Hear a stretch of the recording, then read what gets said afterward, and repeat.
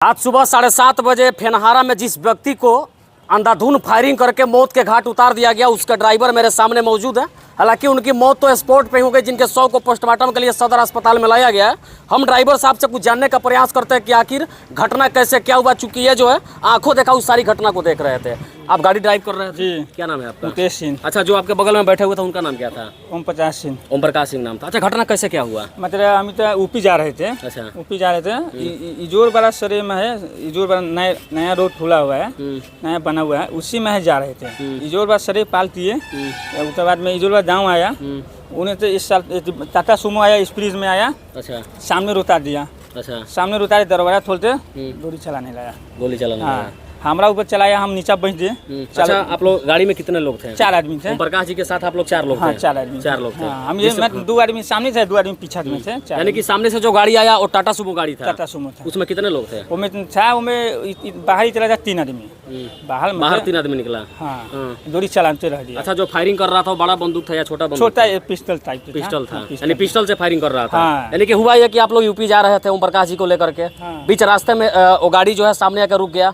रुका, उसके बाद आप लोग कुछ शक हुआ? शक हुआ, फटाफट उतरने ना गोली चलाने लगा। अच्छा, माने कि जैसे गाड़ी रुका उसके बाद तुरंत आदमी बाहर निकल गया। और निकल के फायरिंग करना शुरू किया। अच्छा, ज्यादा गोली जो है ओम प्रकाश जी जिस साइड पे बैठे हुए थे उनको ही मारा गया, लेकिन आपके साइड में भी आप ड्राइवर है तो वहाँ भी 4-5 गोली लगी है। फिर आप कैसे बचे? हम ये पहला गोली मारा ना, हम नीचा बैठ दिए, सीट से नीचा बैठ दिए। अच्छा। हाँ, नीचा बैठ दिया, फिर 3 गोली चलाया तो पता नहीं चला आदमी है कि नहीं है। तब वही आदमी बाया साइड वाला तब इसके ऊपर चला। यानी कि पहले गोली आप पे चला, फिर उनको भी मारा गया। हाँ। अच्छा, मतलब एक आदमी उधर मारा है, एक आदमी इधर मारा। अच्छा, माने कि एकदम दोनों तरफ एकदम था। हाँ, पूरा फटाता उड़ रहा है। इनको गोली लगा, इनकी हालत वहीं पे बिगड़ गई। बाकी जो 2 लोग और पीछे बैठे 2 आदमी वो नीचे छिप दिए, सीट के साइड में रह दिए। वो लोग भी छिप गया। क्या नाम था?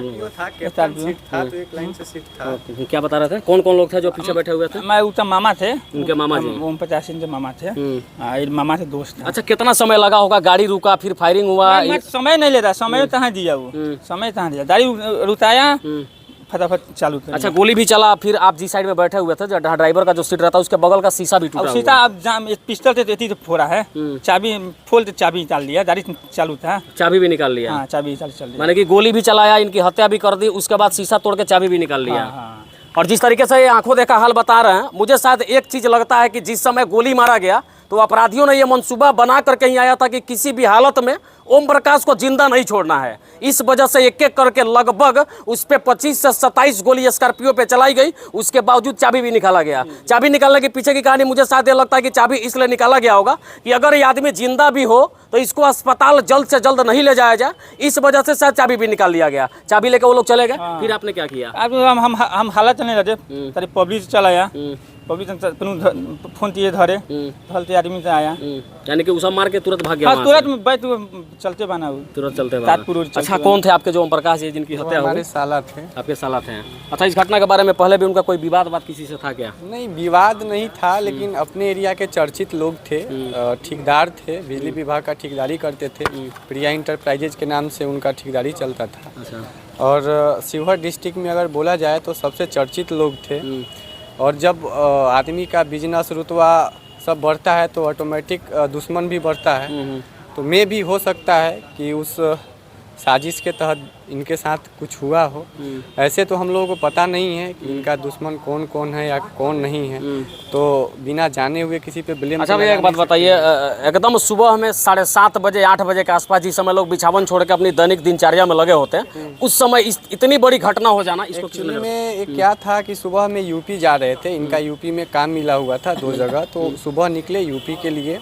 यूपी में वहाँ पे क्या था कि इनका गाड़ी वाड़ी है, हाइड्रा, ये सब गाड़ी वहाँ पे छोड़ना था। और एक ठेकेदारी इनका चल रहा था, दूसरा ठेकेदारी के लिए ही जा रहे थे। उसी क्रम में जैसे कि हमको फ़ोन आया, हमारे ससुर जी फ़ोन किए कि मेहमान जल्दी आ जाइए, बाबू साहब को गोली मार दिया है। फिर उससे ज़्यादा हम लोग को पता नहीं चला। फिर हम कंफर्म हुए फ़ोन करके, तो पता चला कि ऐसे ऐसे है। तो फिर हम इनको चकिया में रिसीव किए, देखे भाई जी को तो एक्सपायर कर गए थे। फिर वहाँ से हम लोग घर पे लेकर के आ गए। अच्छा, जिस समय फायरिंग हो रही थी गाड़ी से 3 लोग उतरे, अंधाधुंध फायरिंग करने लगे, आपने किसी को पहचाना या नहीं पहचाना? ना, हम तो नहीं बुझे भी, हम नीचे बैठ दिए ना। टी शर्ट पहन के था, तरिया टी शर्ट था जो हाफ। वो आदमी सब चेहरा बांधा हुआ ढका नहीं हुआ पूरा था। झाट पूरा एती था, ओपन था, चेहरा ओपन था, हाँ, पूरा लेकिन लंबा। आप लोग देख नहीं पाए। नहीं देख नहीं पाए। और बाकी ये जो घटना हुई है, इस घटना ने पूरे शिवहर जिला के साथ साथ पूर्वी चंपारण जिला को भी हिला दिया। और केवल दोनों जिला ही नहीं हिला, इससे पूरा बिहार भी दहल गया। चूंकि होत सुबह जिस समय लोग कुछ सोचने पे भी मजबूर नहीं रहता, उस समय इतनी बड़ी घटना हो जाना और घटना में एक व्यक्ति को अंधाधुंध फायरिंग में मार डालना, यह कहीं ना कहीं सुशासन के सरकार पे बहुत बड़ा सवाल तो खड़ा करता है। हालांकि प्रशासन अब जांच कर रही है, जांच में क्या कुछ खुलासा होता है, कौन कौन लोग अपराधी थे, इसकी क्या कुछ जानकारी मिलती है, उस बारे में भी बताने का प्रयास करेंगे। उससे पहले यही ड्राइवर साहब है जो गाड़ी को ड्राइव कर रहे थे, इनके आंखों के सामने इनके मालिक को बेखौफ अपराधियों ने 7:30 बजे सुबह में अंधाधुंध फायरिंग करके मौत के घाट उतार दिया। अब यहाँ पे उनके शव को पोस्टमार्टम के लिए लाया गया है। बाकी पोस्टमार्टम की प्रक्रिया हो रही है, आगे पुलिस क्या कुछ कार्रवाई करती है उस बारे में भी बताने का प्रयास करेंगे। लेकिन एक चीज़ और बताइए, ये कितने भाई थे? एक भाई थे, भाई एक बहन। सिंगल भाई थे। हाँ, भाई। और इनके आपके भांजा भांजी भी तो हैं? नहीं वो हमारे साले थे, ठीक है। हाँ। साला के एक लड़का और एक लड़की है, एक लड़का, वाइफ नहीं है, पत्नी नहीं है इनकी। पत्नी 10 साल पहले डेथ कर गई थी। 11 में देती है। बस 2 बच्चे हैं इनके, हाँ, एक बेटा है। और एक माता और एक पिता। हाँ, बाकी हम इनका बच्चा जो है अभी 82% मार्क्स लाया है, मैट्रिक में टॉप किया है बिहार बोर्ड से। और वो मेरे साथ ही रहता था मुजफ्फरपुर में, और बच्ची यहाँ पे रहती थी घर पे, क्योंकि उसका माँ है नहीं यहाँ पे। और हमारी सासू माँ का नी रिप्लेसमेंट हुआ था, पैर का रिप्लेसमेंट हुआ था, तो वो भी वहीं पे थी, मुजफ्फरपुर में ही थी मेरे घर पे। यानी बाकी अब वो परिवार जो है बिल्कुल बेसहारा हो गया है। उस घर में कोई देखने वाला नहीं है, कोई नहीं। उस अपने बूढ़े माँ बाप को भी देखने का कोई सहारा नहीं, मतलब बचा हुआ है। बाकी ये पूरी रिपोर्ट देख के आपका जो भी विचार होगा जरूर बताइएगा। लेकिन एक बात तो है, सुशासन की सरकार में कब किसके साथ क्या हो जाएगी इस बात की कोई गारंटी नहीं है। बाकी यही अपडेट मैं आपको बता रहा था, ड्राइवर की बातों को आपने सुन लिया, प्रशासन क्या कुछ कार्रवाई करेगी उसके भी एक एक पल का अपडेट हम दिखाने का प्रयास करेंगे। जय हिंद, जय बिहार।